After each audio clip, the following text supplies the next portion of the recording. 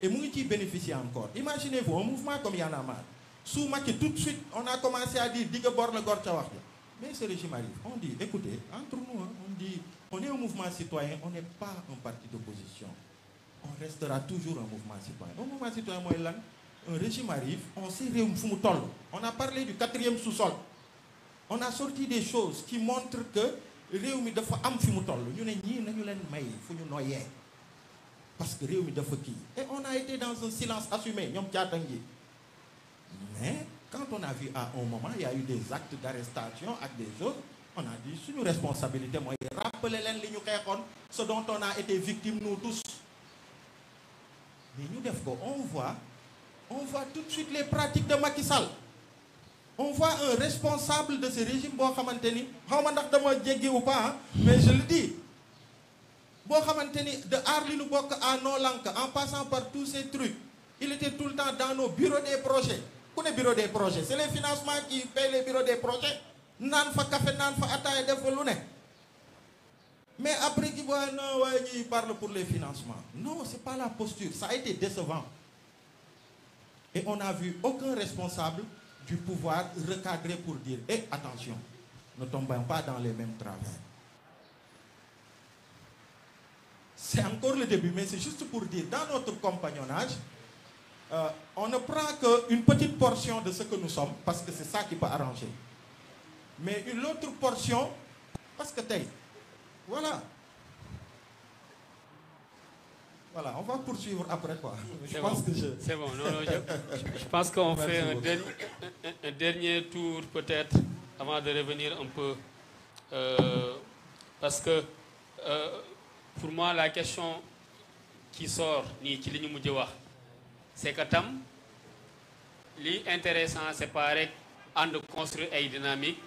de faire un moment dans la conquête du pouvoir, parce que il n'y a pas de lien. Ci Abdoulaye Wade ñi àndoon ak moom ci M23 ba bi Macky ñëwee ak li ñuy xaar ci régime bi donc lan mooy les gages yi war a am pour que le rapport les relations soient maintenues avec acteurs yi nga xamante ni ñoom ñoo porté woon ces projets là ensemble pour que le dialogue mën a continuer pour que également ces forces transformatrices là dont parlait Babacar ñu mën a continuer parce que buur tam dafa soxla ku koy wax lii baax na wala lii baaxul kuy d'accord ak moom ku dul d'accord ak moom parce que Babacar mi ngi koy wax sànq l'autoritarisme est tentant et que pour que nga tëju ci loo xamante ni lu bari dootoo gi gis dafay yomb mais ñi nga daan àndal démb sañ-sañ bi ñu am pour wax la ne la lii baaxul lii moo ko gën ñeneen ñi duñ ko am mais doyen yow mi vivre ñaari situation yooyu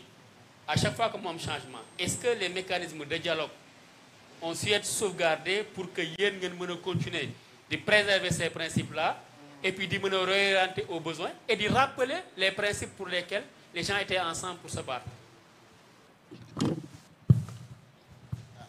Jërëjëf. Il faut que nous, en tant que société civile, ñu xaw a réaliste. Mooy lan mooy la démocratie de l'exercice du pouvoir. Beaucoup la démocratie boo xamee ne tu es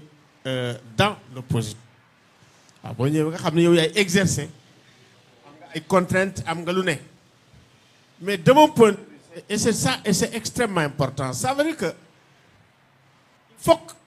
ñun société civile africaine là de façon globale parce que ça fait presque 40 ou 50 ans maa ngi nekk dans la société civile que bu ñuy wax souveraineté y compris ñu boole ci société civile te ñoo xam société civile ci libéralisme politique la bokk élément bu am importance la ci institution yi mais ñun dañ ko tolère am ci je pense une approche politique opportuniste ça veut dire que yow bu ñu nekkee opposition jàppale wuñu ñu ne pouvoir it jàppale ñu te loolu mënta ne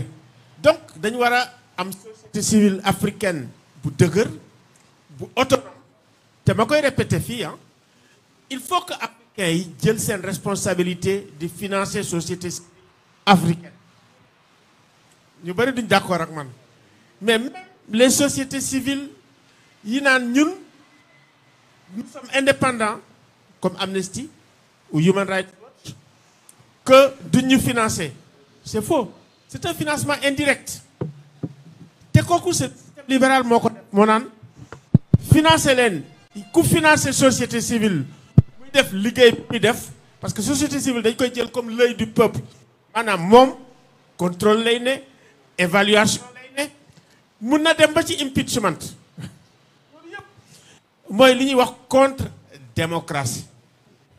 Rosanvallon moo génne expression boobu c'est important kooku nag je pense que état daf ko war a nangul respecté ko su ko bindee mu tontu ko su état defee lu baax mu ne ah li état bi def na lu baax su fekkee ne état bi dafa xaw a dëng mu ne ko ah yaakaar naa ne li daal boo ko defoon dina baax d'ailleurs loolu sax laay def léegi ba du may def conférence comme temps wu ñoom Abdou Diouf boo fa nekkee jeti naa diine de ak temps Ablaye Wade voilà ñii gën a nekk jeune dama naan bon xaaral ñoom tiit te rek sax dañu lay saaga be loolu lañu war a wàññi quoi waaw loolu nag lii Babacar mooy culture démocratique ci éducation lañ ko war a def war nañ ko ci parti politique yi di ko def kii yi di ko def pour ñu xam ne ñoo bokk société bu ñu bokkee société nekk biir démocratie mooy conflit mais démocratie du guerre démocratie ay adversaire politique la am mais démocratie amul ay ennemi à partir du moment où ngeen di xeex yenn façon xeex yi am ay divergence antagonique soo deful attention dafa mel ni bokku leen société bi ngeen xam ni moom ngeen di vivre am nañu un commun le commun là moo tax ku nekk ci biir société bi war nga ko jox place am jox ko rôlam jox ko gëddaam te it bu fekkee ne yow yaa yore état yow yaay serviteur u population yi jaaykatu caaf bi su la bindee sax war nga am bureau de courrier buy dox nga tontu ko boo ko tontuwul rek mooy am nga dysfonctionnement ci sa système donc yooyu yëpp mooy ku nekk naw ku ne société civile xam fu muy yem waaw xam nu muy doxale xam boppam am ay compétences professionnelles yoo xam ne moom la war a am état bi xam ni société civile mën na ko dimbale ci soft power muy société civile muy presse ak média dañuy dimbale bu baax seen état ne il faut ñuy am ay rapport yoo xam ne ay rapport yu baax la ay rapport yoo xam ne ku ci nekk da ngay naw sa morom loolu daal laa bëggoon a wax. jërëjëf doyen Babacar sur cette question là yéen ñi nekkoon ci dynamique collective yooyu